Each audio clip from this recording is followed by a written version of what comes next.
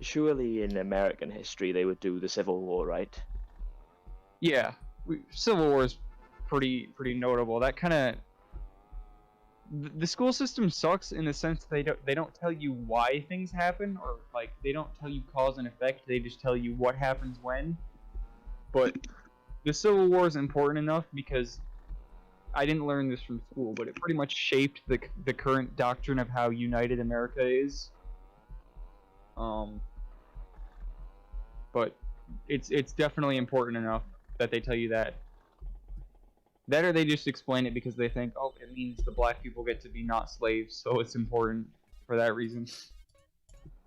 I would have loved to have learned about the Civil War rather than fucking the American West, where people went to California in 1849 to dig up gold and they made fucking wire fences so animals couldn't steal the like what the fuck? Yeah, that's kind of boring. It's kind of Yeah. boring. It Unless was you're into so that kind of thing. boring.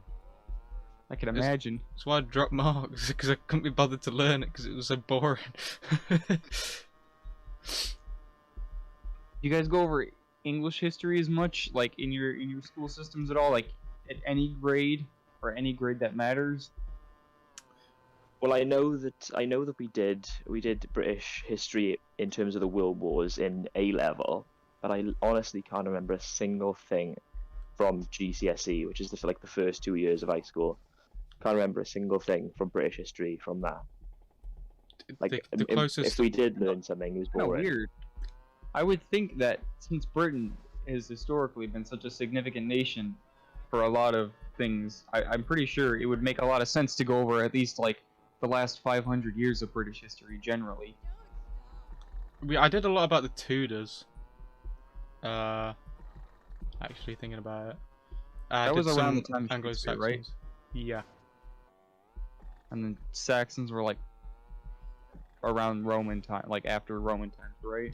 Yeah. I think they followed after. I thought the Saxons. Oh no, wait. What am I thinking of? I'm thinking of the Stuarts. They followed the Tudors. Yep. Anglo-Saxons are like 500 to like 1100. 1066, right? Well, Then the yeah, French not- come in. Yeah, because that was the and then they battle took of over, Battle of but Hastings. they're still Anglo-Saxons until they kind of just were genocided. Were they genocide? I thought it was more that the nobility kind of died out, or not died out. They were killed, but I thought the Anglo-Saxon nobility kind of got all killed, but then the peasantry remained Anglo-Saxon They- largely. And then I don't remember it exactly because I'd have to read my notes if I still have them. But that's boring. Yeah, don't. yeah, it was it was something like oh, I've just went the wrong way.